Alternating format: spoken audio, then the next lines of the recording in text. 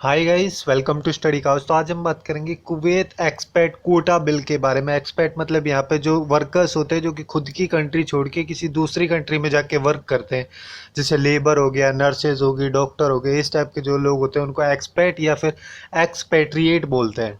Okay, तो अभी recently Kuwait के द्वारा ये जो बिल है इसको अप्रूव किया गया है, जिसके बेसिस पे ये बोला जा रहा है कि अप्रोक्सीमेटली 8 लाख इंडियन जो हैं उनको कुवैत से बाहर कर दिया जाएगा। तो इस लेक्चर में हम बेसिकली कुवैत के बारे में जानेंगे, उसकी पॉपुलेशन क्या है और क्यों ये सीन हो रहा है, क्या इसके पीछे रीजंस हैं, और उसके साथ साथ इंडिया का क्या पर्सपेक्टिव है इन सब चीज़ों को लेके। उन सब चीज़ों के बारे में पूरे डिटेल में हम बात करेंगे। अगर आपको ये वीडियो यूजफुल लगे then do like, share and subscribe to Study Couch. Okay, so let's start. So अभी रिसेंटली जो कुवैत की नेशनल असेंबली है, उसकी जो लीगल और लेजिस्लेटिव कमेटी है, उनके द्वारा एक ड्राफ्ट बिल था एक्सपैट कोटा बिल, जिसको कि एक्सपैट्रिएट कोटा बिल भी बोलते हैं। उस ड्राफ्ट को अभी रिसेंटली अप्रूव किया गया है। जो कुवैत है बेसिकली एक पर्शियन गल्फ रीजन की एक कंट्री है।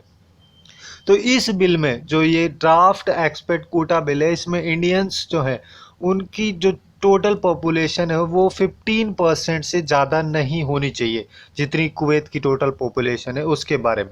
अगर ये बिल इनेक्ट कर दिया जाता है तो अप्रोक्सीमेटली जो 8 लाख इंडियंस हैं उन सबको कुवैत से इंडिया के लिए डिपोर्ट किया जाएगा। तो सबसे पहले हम कुवैत की जोग्राफिकल लोकेशन देख लेते हैं। ठीक है, जैसे कि यहाँ पे आप लोग देख रहे हैं ये पर्शियन गल्फ का रीजन है। यहाँ पे जो जो भी पर्शियन गल्फ कंट्रीज हैं, जैसे कि यूनाइटेड अरब अमीरात है, कतर है, बहरीन है, कुवैत है, इराक है, ईरान है, ओमान है, ये सारी, और सऊदी अरेबिया है, ये सारी कंट्रीज जो हैं ये हैं पर्शियन गल्फ की कंट्रीज। यहाँ पे ये पर्शियन गल्फ का रीजन है, यहाँ पे गल्फ ऑफ ओमान है, और ये स्टेट ऑफ हॉर्मुज के नाम में आपने सुना ही होगा। और यहाँ पे जैसे आगे जाते हैं तो यहाँ पे अरेबियन सी आता है, और उसके बाद में आता है इंडिया। अब ये पर्शियन गल्फ रीजन जो है यहाँ पे, जैसे कि अभी हमने देखा टोटल 8 कंट्रीज थी, Bahrain, Iran, Iraq, Kuwait, Oman, Qatar, Saudi Arabia और यूनाइटेड अरब अमीरात। तो ये सारी 8 कंट्रीज यूनाइटेड नेशंस के मेंबर तो हैं ही, बट उसके अलावा इनमें से जैसे कुछ कंट्रीज, जैसे यूएई ले लेते हैं, बहरान, सऊदी अरेबिया, ओमान, कतर और कुवैत, ये सारी कंट्रीज जो हैं basically GCC gulf cooperation council के मेंबर्स हैं। उसके अलावा जैसे कुछ और कंट्रीज़ हैं, जैसे ईरान है, इराक है, कुवैत है, यूनाइटेड अरब अमीरात है, सऊदी अरेबिया है, ये सारी कंट्रीज़ ओपेक की मेंबर है। ओपेक मतलब Organization of the Petroleum Exporting Countries. तो मतलब कि यहाँ पे आइडिया ये लग रहा है बेसिकली, जो भी पर्शियन गल्फ रीजन की कंट्रीज़ हैं ये बेसिकली जो भी ऑयल प्रोड्यूस होता है, जैसे क्रूड ऑयल या नेचुरल गैस होती है, उनके मेजर प्रोड्यूसर की तरह ये काम करती है। यहाँ पे काफ़ी अमाउंट में जो क्रूड ऑयल और नेचुरल गैसेस हैं ये सारे प्रोड्यूस किए जाते हैं। तो इस वजह से यहाँ पे जो एक्सपर्ट हैं वो काफ़ी ज़्यादा आ जाते हैं। जैसे कि अगर इसकी पॉपुलेशन की हम बात करें तो कुवैत की जो टोटल पॉपुलेशन है वो है 4.3 मिलियन, जिसमें से 3 मिलियन जो है वो एक्सपेट हैं या एक्सपेट्रिएट हैं। मतलब कि अप्रॉक्सीमेटली 70% जो लोग हैं कुवैत में, उनमें से 70% जो लोग हैं वो बेसिकली एक्सपेट हैं, बाहर के लोग हैं किसी दूसरी कंट्री के। और इन सब में ये 3 मिलियन में सबसे ज़्यादा जो कॉन्स्टिट्यूट करती है कोई कंट्री, वो करती है इंडिया। इंडिया का जो एक्सपर्ट कम्युनिटी है वो वहाँ पे है 1.45 मिलियन। मतलब इसका जो हाफ है वो बेसिकली इंडियंस के द्वारा ही कॉन्स्टिट्यूट किया जाता है। और इसमें 28,000 जो हैं, 28,000 जो इंडियंस हैं 1.45 मिलियन में, वो कई सारी गवर्नमेंट जॉब्स में, जैसे नर्सेज हो गए, इंजीनियर्स हैं, जिस जो भी यहाँ पे नेचुरल ऑयल कंपनीज हैं उन सब में साइंटिस्ट वगैरह की पोस्ट पे हैं। और जो इसका मेजर पोर्शन है 1.45 मिलियन का, वो है 5 लाख। ओके, अराउंड 5 लाख जो लोग हैं वो बेसिकली जो कुवैत के प्राइवेट सेक्टर्स हैं वहाँ सब पे काम करते हैं एज सेमी स्किल्ड वर्कर और फिर नॉन स्किल्ड वर्कर। और अप्रोक्सीमेटली 60,000 जो लोग हैं वहाँ पे स्टडी कर रहे हैं, स्टूडेंट हैं। जो इंडिया की बात कर रहे हैं यहाँ पे 1.545 मिलियन जो इंडियंस वहाँ पे रह रहे हैं उन सब के बारे में। तो आप लोग देख ही सकते हैं, यहाँ पे आइडिया लगाई जा सकते हैं कि जो कुवैत की टोटल पॉपुलेशन है उसका 70% जो है वो बाहर के लोगों के द्वारा ही कॉन्स्टिट्यूट किया जा रहा है। तो इस रीजन्स की वजह से ही बेसिकली कुवैत के द्वारा ये जो ड्राफ्ट एक्सपेट या एक्सपेट्रेट कोटा बिल है इसको लाया गया है। और इसके लिए अभी एक कमेटी बनाई जाएगी जो इस प्लान को कंप्रेहेंसिव तरीके से क्रिएट करे, और यहाँ पे बेसिकली ये बोला गया है कि जो कुवैत की जो 70% पॉपुलेशन एक्सपेक्ट के द्वारा या दूसरी कंट्रीज़ के द्वारा कवर की जाती है, इसको वो रिड्यूस करके 30% तक लेके आएंगे। और वो ईयरली बेसिस पे करेंगे, ऐसा नहीं एक साथ करेंगे, बस ग्रेजुअली करेंगे, जैसे 5% पर ईयर के बेसिस पे।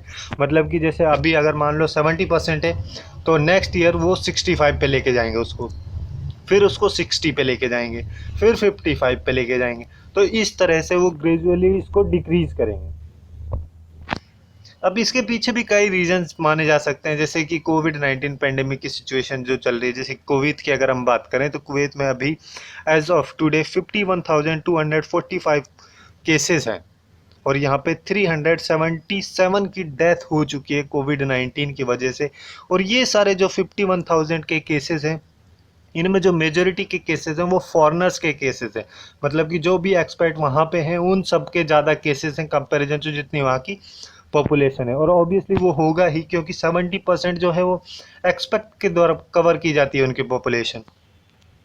और ये सारे मतलब बेसिकली होते ऐसे इस वजह से ही, जैसे अनस्किल्ड या फिर सेमी स्किल्ड वर्कर्स होते हैं वो क्राउडेड एरिया में रहते हैं, क्राउडेड हाउसिंग होती है, एक घर होता है बेसिकली, उसमें 15-20 लोग रह लेते हैं और फिर सुबह अपने काम पे निकल जाते हैं। तो ऐसी सिचुएशन में जो कोविड-19 ऐसे ही सिचुएशन की वजह से फैलता है, तो ये सारे जो रीजन्स हैं इसकी वजह से जो फॉरेनर्स वहाँ पे काम कर रहे हैं उन सब में काफ़ी ज़्यादा कोरोना वायरस की सिचुएशन क्रिएट हो गई है। और इसके लिए जो कुवैत है उसके द्वारा इसको लाया गया है। और इसके साथ साथ वहाँ पे ये भी बोला गया है कि जो फॉरेनर्स वर्कर हैं वो काफ़ी ज़्यादा कंट्रीब्यूट करते हैं वहाँ पे, जिसकी वजह से जो वहाँ के लोकल लोग हैं कुवैत के, उनकी जो जॉब लॉस होती है, मतलब जैसे यूएसए के द्वारा सिचुएशन क्रिएट की गई थी कि यूएसए में बोला गया था कि यूएसए के लोगों को जॉब नहीं मिल पा रही है बट बाहर के लोग उनकी जॉब ले रहे हैं।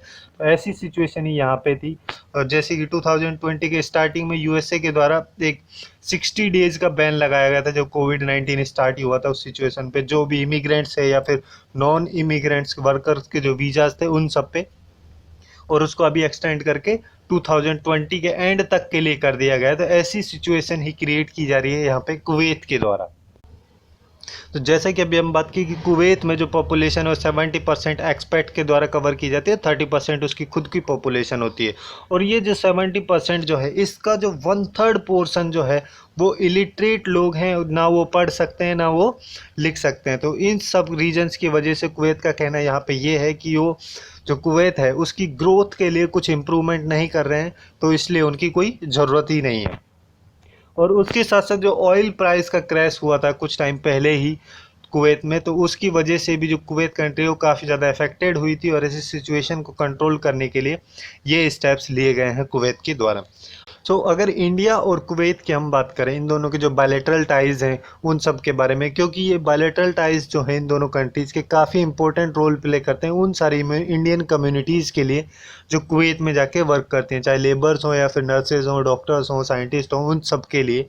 तो यहाँ पे जो कुवैत है उसके द्वारा जो इंडियन वर्कर्स जो हैं उन सबको काफ़ी डिसिप्लिन्ड और हार्ड वर्किंग माना जाता है। और कुवैत जो है इंडिया के रेमिटेंस के लिए, रेमिटेंस को हम सिंपल टर्म में ये समझ सकते हैं, जैसे इंडिया के जो लोग हैं जो कुवैत में जाके वर्क कर रहे हैं तो वहाँ पे वो मनी अर्न करते हैं, फिर वापस से उसको अपनी फैमिली के लिए इंडिया में भेजते हैं।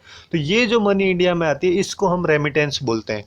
और 2018 के डाटा के हिसाब से अगर हम बात करें तो इंडिया के द्वारा कुवैत से अराउंड $4.8 बिलियन मिले थे रेमिटेंस के रूप में कुवैत से। तो ये काफ़ी ह्यूज अमाउंट है और काफ़ी अच्छा रोल प्ले करती है इंडिया और कुवैत के बीच में। और इंडिया की एम्बेसी जो है उसके द्वारा काफ़ी अच्छे डेवलपमेंट्स किए जाते हैं कुवैत के साथ में, बट अभी तक कोई भी ऑफिशियल अनाउंसमेंट नहीं की गई है। जो कुवैत का ये स्टेटमेंट है जिसमें कि उसके द्वारा ये एक्सपर्ट बिल को अप्रूवल दिया गया है इसके बारे में। तो यही थी कुछ इंपॉर्टेंट इन्फॉर्मेशन कुवैत के बारे में और कुवैत से जो एक्सपर्ट हैं उन सब से related. Hopefully you guys find it useful, and if you find it useful then do like, share and subscribe to Study Couch. Thanks for watching and have a good day.